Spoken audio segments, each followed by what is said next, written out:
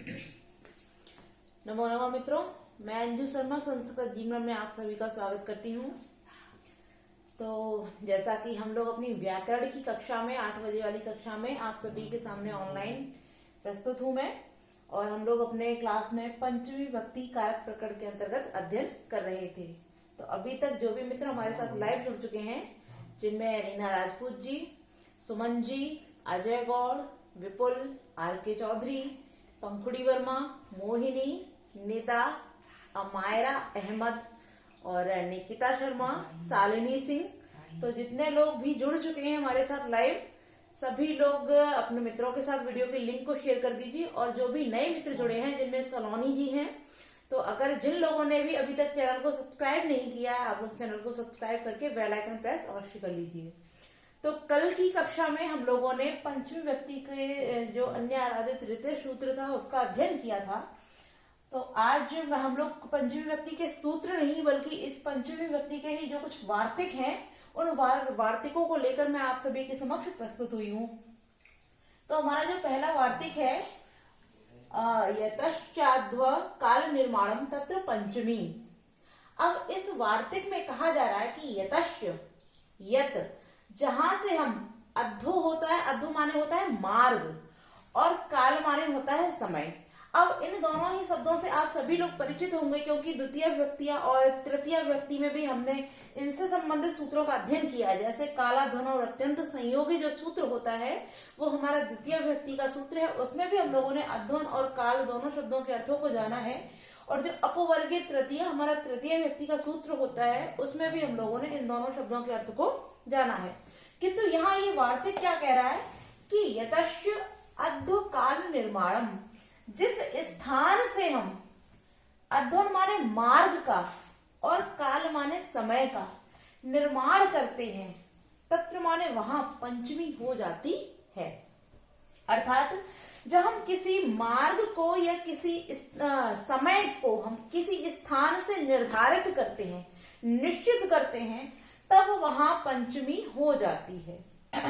आप लोगों को ऐसे समझ में नहीं आ रहा होगा, इसका हम उदाहरण लिखते हैं। वैसे थोड़ा सा क्लियर भी हो रहा होगा कि जब हम, जैसे हमने देखा कि किसी स्थान से किसी की दूरी बताई जाती है, दूरी अर्थात दूरी मतलब काल हो गया, समय नहीं सॉरी, दूरी अद्धो माने होता है मार्ग, तो दूरी का मतलब हो गया मार्ग। जैसे कि गांव से गांव से नहीं, वन से गांव 1 कोस है। अब वन से गांव की दूरी जो बताई जा रही है, उस दूरी का जो निर्माण किया जा रहा है, कहां से किया जा रहा है? वन से।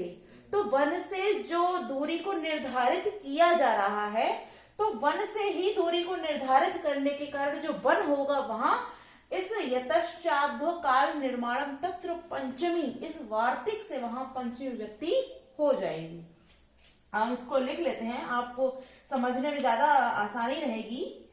इसको लिखते हैं, वन से गांव, वन से गांव कोस भर है, कोस भर है। अब हमारा ये वार्तिक क्या कह रहा है कि यतश्च अध्व निर्माणम, काल अभी छोड़ दीजिए, अभी हम अध्व देख लेते हैं। अध्व माने हमने क्या होता है? मार्ग। तो अध्व का ही उदाहरण हमने लिया यहाँ पर। कोस भर क्या बता रहा है? मार्ग को दर्शा रहा है।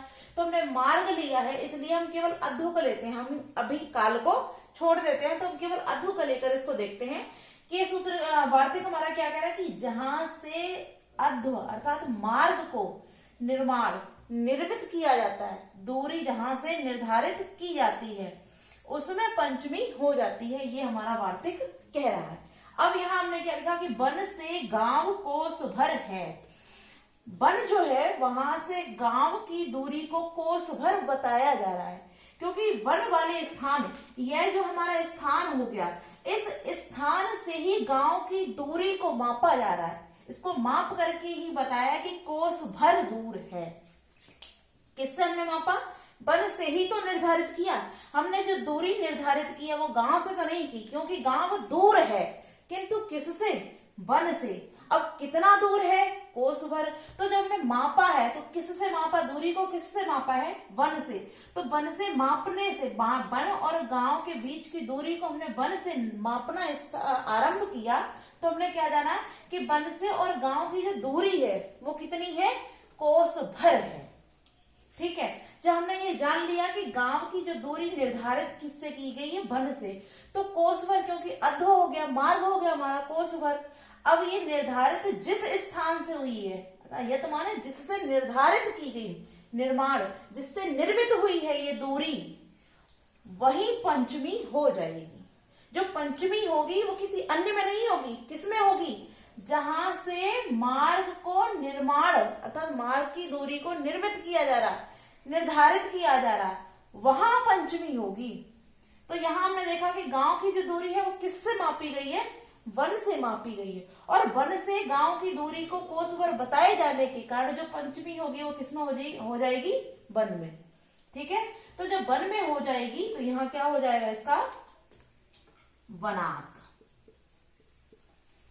ठीक, हम लोगों ने इतना जान लिया, यहाँ क्या हो गया, वनाक।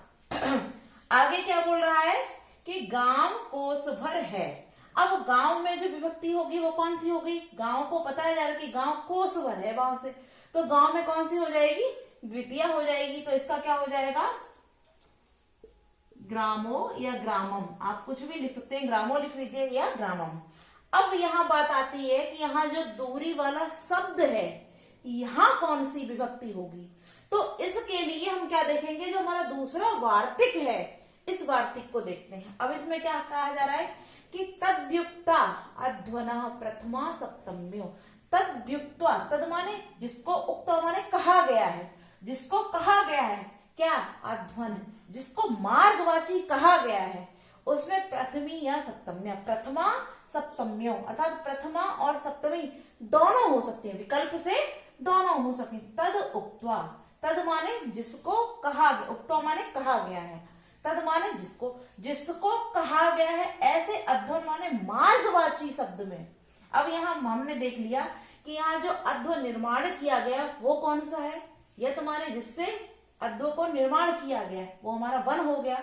तो वन में यहाँ पंचमी हो गई हमारे प्रथम वार्तिक से। ठीक है, अब दूसरा वार्तिक हमारा क्या कह रहा है कि जिसको हमने पंचमी से उक्त कर दिया, अर्थात जिसको हमने पंचमी कह दी है, उस पंचमी कहे हुए मार्गवाची शब्द में क्या हो जाएगी, प्रथमा और सप्तम्या। अब यहाँ तो पंचमी कह दी गई है, किंतु ये प्रथमा और सप्तमी किसमें होगी, जो क्या बोला गया, अध्वन वाला जो शब्द हो गया, अर्थात जो मार्गवाची शब्द हो गया, उसमें प्रथमा या सप्तमी हो जाएगी।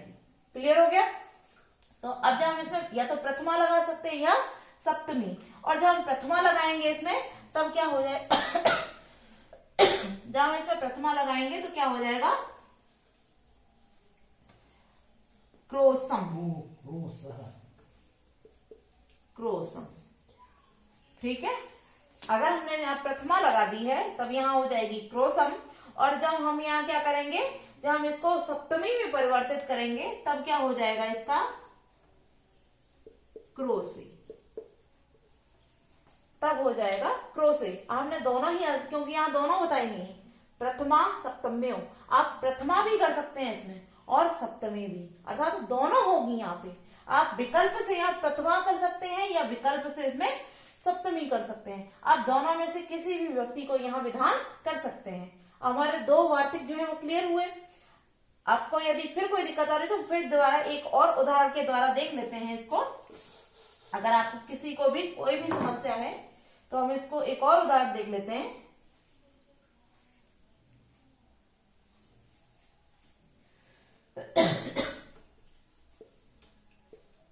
मेरे घर से प्रयाग, मेरे घर से प्रयाग 3 योजन पर है, या 3 योजन है, ऐसे लिख लेते हैं इसको सीधा सीधा, 3 योजन है। अब यहां क्या बता रहे हैं कि मेरे घर से प्रयाग 3 योजन है, अर्थात जो मेरा घर है उससे जो प्रयाग की दूरी निर्धारित की जा रही है वो कितनी हो गई, 3 योजन। अब यहाँ 3 योजन जो है वो क्या आ गया हमारा, अध्वन वाला, यहाँ दूरी बता दिया गया 3 योजन। तो हमने यहाँ देखा कि 3 योजन होने के कारण ये दूरी को निर्धारित किया गया, किंतु किस स्थान से दूरी को निर्धारित किया है। अब हम पहले उसको भी, क्योंकि वहां पंचमी हमारा जो प्रथम वार्तिक है वो क्या बोल रहा है कि जिस स्थान से हम दूरी को निर्धारित करेंगे, मार्ग को निर्धारित करेंगे या समय को निर्धारित करेंगे, उस स्थान में ही पंचमी हो जाएगी। ठीक है, पहला वार्तिक हमारा यही बोल रहा है कि जहां से हम अध्व मार्ग को या काल समय को निर्मित करेंगे, निर्धारित करेंगे, उसमें पंचमी हो जाएगी। तो यहाँ क्योंकि मेरे घर से प्रयाग 3 योजन है, अब 3 योजन तो बता दे 3 योजन है, लेकिन कहां से? मेरे घर से, और क्या? प्रयाग। तो मेरे घर से प्रयाग की दूरी जो निर्धारित की गई है वो मेरे घर से ही तो मापी जा रही, जो क्या निर्धारित करने का स्थान क्या है? मेरा घर। और जब मेरे घर से ही प्रयाग की दूरी को निर्धारित किया जा रहा है तो पंचमी कहाँ होगी? जो मेरा घर है। तो यहां क्या हो जाएगी? मम ग्रहात, मम ग्रहात। क्योंकि यहाँ पहला वार्तिक हमारा यही कह रहा है कि जहां से हम दूरी को निर्धारित करेंगे, मार्ग को निर्धारित करेंगे, उसमें पंचमी हो जाएगी। तो हमने 3 योजन की दूरी कहां से मापी? घर से। अब घर से मापी, इसलिए यहाँ पंचमी किसमें होगी? ग्रहात में। तो मम ग्रहात यानी मेरे घर से। अब यह मम में षष्ठी है क्योंकि यहाँ संबंध है, मेरे घर, इन दोनों के बीच संबंध होने के कारण यहाँ मम में षष्ठी है, किंतु यह घर से दूरी निर्धारित की जा रही, इसलिए यहाँ पर पंचमी का विधान किया गया। तो मम ग्रहात इस वार्तिक के अनुसार। ठीक है, अब ये क्या बोल रहा है? प्रयाग 3 योजन है। तो यहाँ प्रयाग में तो प्रथमा हो जाए, क्योंकि हमने यहाँ बताया ग्रामो जो है यहाँ प्रथमा हुई है, तो यहाँ क्या हो जाएगा? प्रयाग, प्रयाग मेरे घर से प्रयाग। अब कितना दूर है? 3 योजन। अब ये दूसरा वार्तिक हमारा क्या कह रहा है कि जिसको पंचमी से उक्त किया गया, अर्थात जिसको पंचमी से कैसा? आध्वन वाला, जहां जिसको हमने पंचमी वाला कह दिया है, लेकिन कैसा? मार्गवाची। जिसको मार्गवाची होने पर हमने पंचमी से युक्त कह दिया है, उसमें प्रथमा या सप्तमी हो जाएगी। तो हमने इसको पंचमी से उक्त कर दिया, इसमें पंचमी को हमने कह दिया है। जब हमने इसको पंचमी से कह दिया है तो इसका जो मार्गवाची शब्द जो है हमारा क्या? 3 योजन, इसमें या तो हम प्रथमा कर सकते हैं या फिर सप्तमी, क्योंकि यहाँ दोनों ही विकल्प दे, प्रथमा सप्तमी, यहाँ द्वयवचन दिया गया है कि प्रथमा और सप्तमी दोनों हो सकती हैं। तो हम इसके दोनों ही रूप लिख लेते हैं। तो क्या हो जाएगा?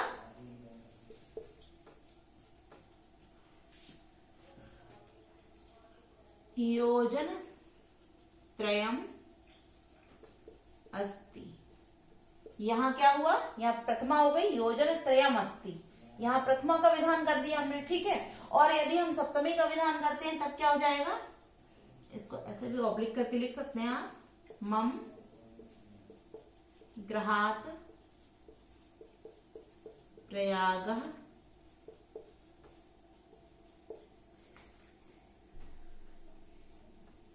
योजन त्रय, योजन त्रय अस्ति।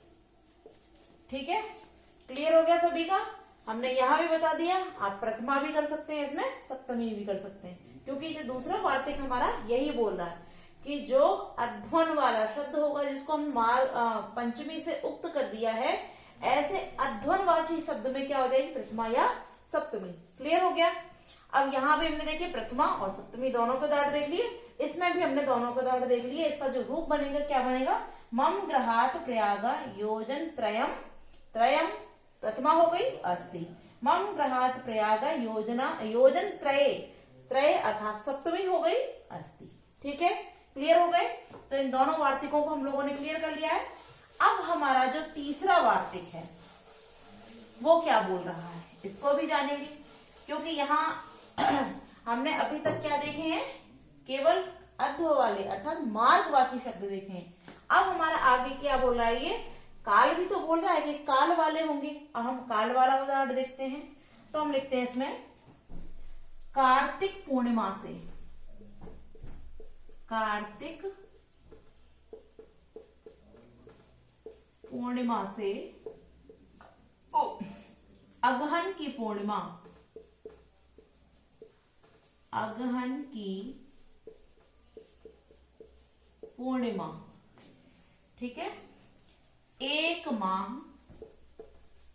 माह में होती है,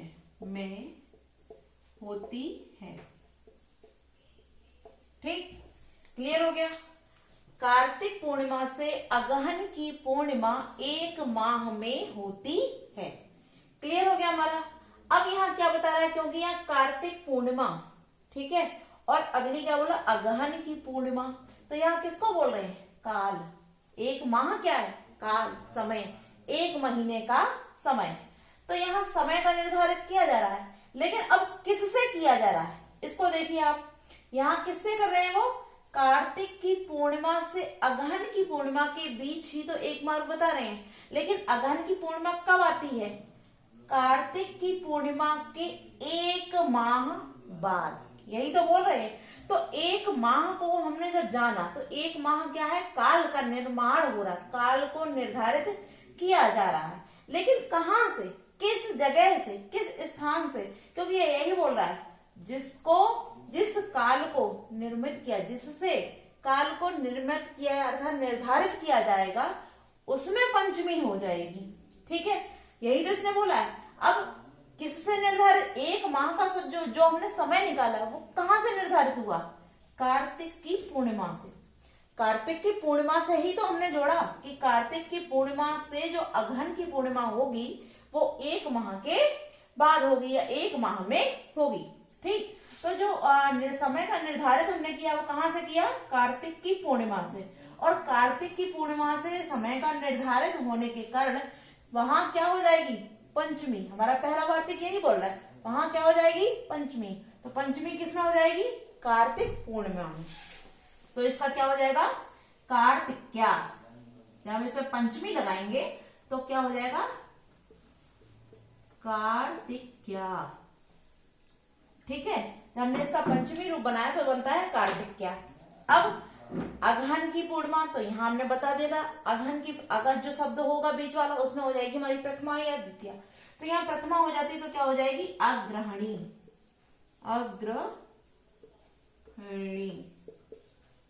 अग्रहणी, अग्राहिणी।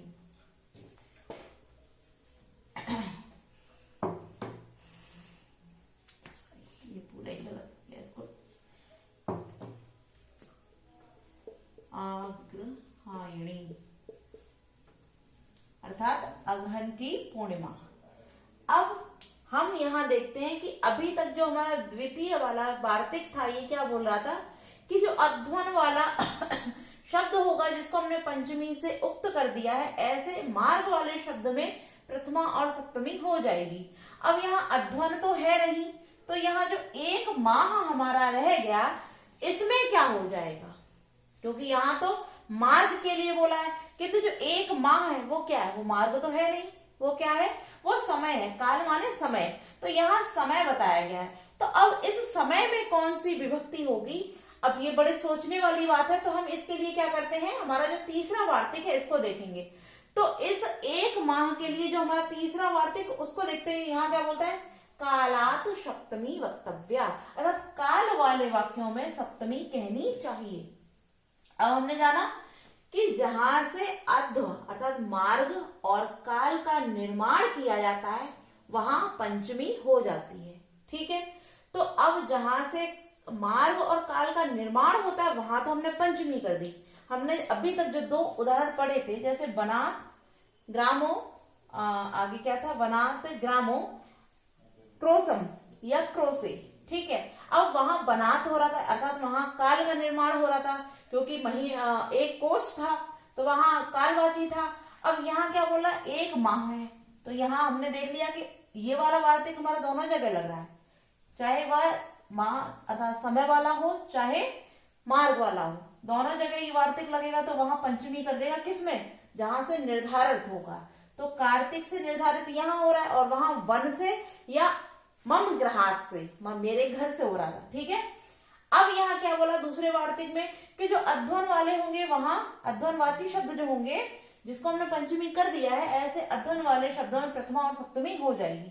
तो हमने वहां पढ़ा कि वहां योजन त्रय भी हुआ, योजन त्रयम भी हुआ, ठीक है, और क्रोसे भी हुआ, क्रोसम भी हुआ। तो हमने इन दोनों को भी पढ़ लिया। अब ये तीसरा हमारा वार्तिक क्या बोलता है कि कालात सप्तमी वक्तव्या, काल में जो समय वाले होंगे उनमें सप्तमी कहनी चाहिए। यहाँ दो नहीं होंगी, यहाँ प्रथमा नहीं होगी, यहाँ क्या कहना चाहिए, केवल यहाँ सप्तमी कहनी चाहिए। यहाँ प्रथमा या अन्य कोई विभक्ति ना होकर केवल हमको क्या कहनी चाहिए, यहाँ सप्तमी कहनी चाहिए। तो यहाँ क्या हो जाएगा हमारा, जब इसको सप्तमी कहेंगे तो क्या हो जाएगा, मासे। तो हमारा यहाँ सीधे सीधे हो जाएगा मासे। ठीक है, क्लियर हुआ।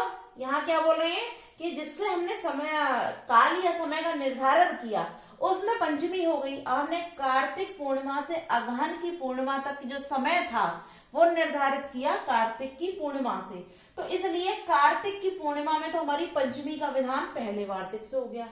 अब अगहन की पूर्णिमा ये हमारी द्वितीया हो जाएगी।